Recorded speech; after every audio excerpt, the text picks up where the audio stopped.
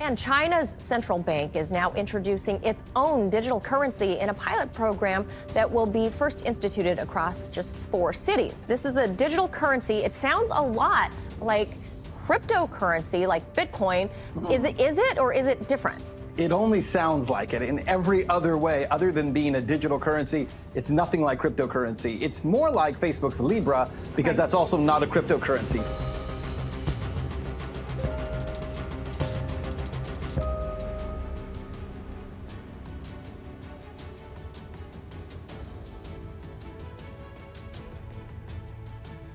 Nous, les cypherpunks, nous avions prophétisé le chaos. Un avenir sans vie privée. Un enfer. En réponse, moi, Satoshi, j'avais créé le Bitcoin. La toute première crypto-monnaie décentralisée, autonome et sans intermédiaire. L'opposé de ce que proposait la plus grande multinationale du web. Il y a 2 grandes menaces à la vie privée. Les géants d'Internet et les États. Eux aussi accéléraient leur projet de monnaie numérique de banque centrale, émise contre des dettes toujours aussi centralisées. Rien de vraiment nouveau. Ah si, quand même, une différence. En se numérisant, le cash allait perdre une caractéristique fondamentale, l'anonymat.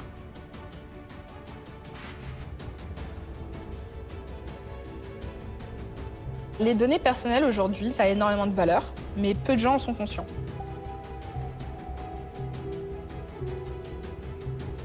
On utilise des applications, on interagit, on like, on tweet, on partage, on poste, et pour autant, on ne gagne rien financièrement, alors que les entreprises qui fournissent ces plateformes s'enrichissent grâce à ça. C'est un grand hold-up, plus ou moins silencieux. There are more than 1 billion people around the world who don't have access to a bank account, but could through mobile phones if the right system existed. Ça, c'est super pour ces applications qui vont pouvoir apprendre encore mieux à nous connaître, nous proposer plus de services, vendre et générer du profit avec ça. Mais en plus de ça, ils ont une intime compréhension de qui nous sommes. But there's a reason that we care about this, and that's because Facebook is about putting power in people's hands. Avec une monnaie centralisée, stable, adossée à des monnaies gouvernementales, Facebook n'allait pas révolutionner les échanges, non, juste les monétiser. La suite logique du plus grand casse que l'humanité ait jamais subi. Le pire était encore à venir. On voit que les GAFA ont envie d'avoir leur crypto-monnaie, ce qui va aussi améliorer leur pouvoir sur les gens, sur l'économie, sur la vie des individus. Et puis on voit des entités comme les États, et notamment des États totalitaires, être tentés d'avoir leur propre crypto-monnaie pour améliorer leur contrôle sur la vie privée des gens et leur contrôle sur l'économie.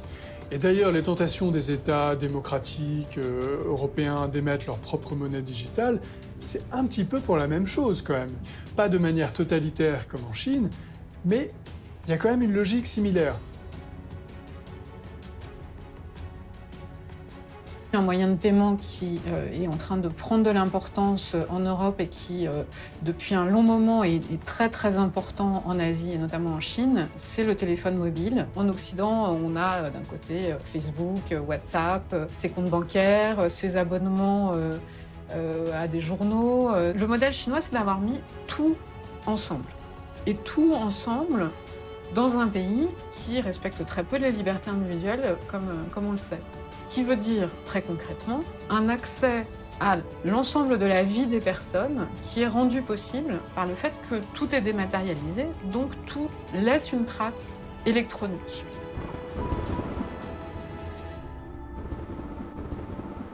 Ces traces électroniques sont transformées, entre autres, dans ce que les Chinois appellent un score social, qui est une note fabriquée à partir de toute une série de comportements que ces applications mettent ensemble, notamment les comportements d'achat, mais pas seulement. Et ce score social a des effets très concrets sur votre vie de consommateur. Certaines choses vont vous coûter plus cher que d'autres. Vous allez arriver à l'aéroport et on va vous dire « Ah non, vous êtes interdit de monter dans l'avion parce que vous n'avez pas payé une amende ou autre ».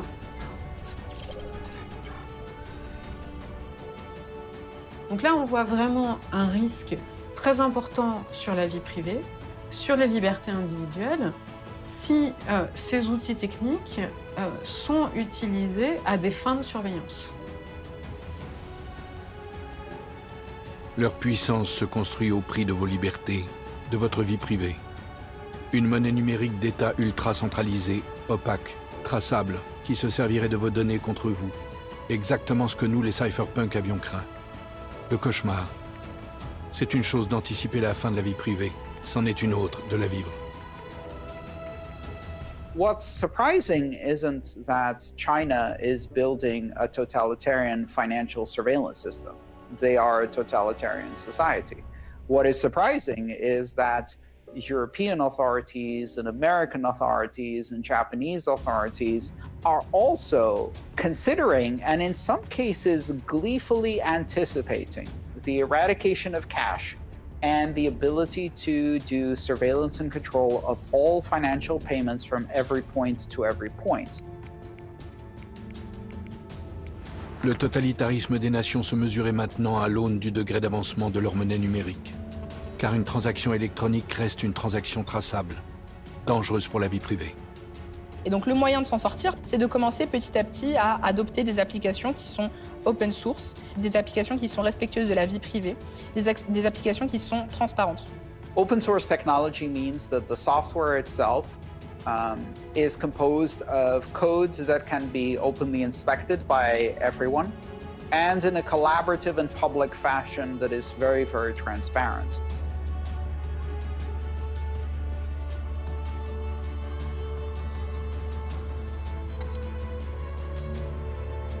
That's something really beautiful. In addition to being open source, Bitcoin has this collaborative development system. In Bitcoin, what we're aiming to do is have a decentralized decision-making system so that it's a community that decides, okay, what goes in, what changes get made, what shouldn't we do, etc. And anybody can participate, anybody can propose what they think is good changes. That said, it is a very specific, complex piece of technology. So the people you are working with, collaborating with, and in some cases even competing with, are world-class cryptographers, world-class software engineers at the top of their game. La disparition de Satoshi Nakamoto fait qu'il n'y a aucune figure d'autorité, aucune figure centrale vers laquelle on peut se retourner en cas de problème ou pour prendre des décisions difficiles. Ça crée une indépendance et une valeur pour le réseau Bitcoin que d'autres protocoles n'ont pas puisqu'on connaît leurs fondateurs. We don't know if Satoshi Nakamoto is a name by one person or if it's the name of a group of people working together. Connaissant le processus d'imagination, surtout dans ces domaines-là, il faut une discussion. C'est aussi un élément interne. Il faut avoir un débat et il faut aussi avoir une stratégie. Comment est-ce qu'on va lancer ça, etc.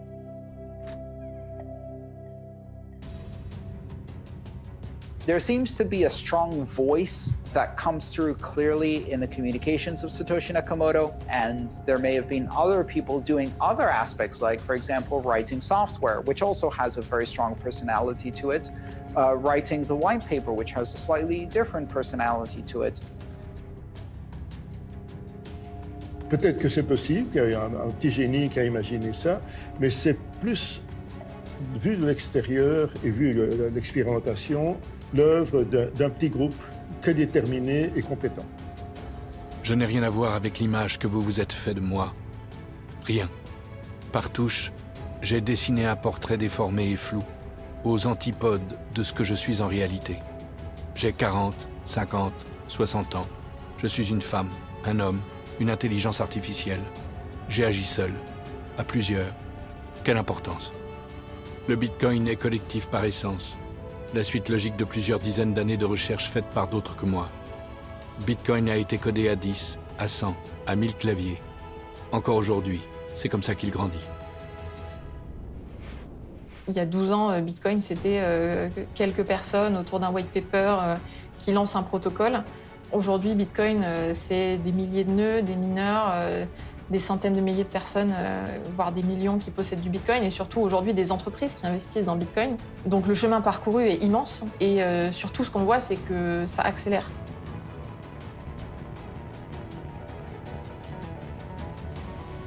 What we're talking about this year is serious investors adopting Bitcoin. We're seeing big banks coming out saying officially that Bitcoin should be part of a portfolio. That's big news, that's actually very serious. We've got private companies buying very large amounts of Bitcoins, like hundreds of millions or billions of dollars worth of Bitcoin, and calling it an investment into the future. I think the next type is going to be finally more consumer adoption. It's already money. It already works. You can use it. If Bitcoin is to succeed, we might see this play out during our lifetime, but it should last far, far beyond. Let me assure you, this thing has not yet happened. Right now, it's difficult to use, it's complicated, it's understood by a tiny fraction of the human population, and it will change the world. Le Bitcoin est apatride, mais il a son armée d'ordinateurs, de développeurs, de mineurs, d'utilisateurs. Ne cherchez pas à couper les têtes de l'hydre. Il y en a trop et elle repousserait toujours.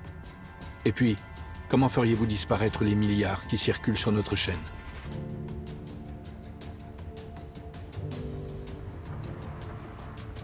La disparition de Satoshi, c'est finalement la dernière touche à l'œuvre de Satoshi Nakamoto. Le Bitcoin, si Satoshi Nakamoto existait et qu'on connaissait son identité, il n'aurait pas le potentiel et l'impact qu'il a actuellement et qu'il aura dans l'avenir.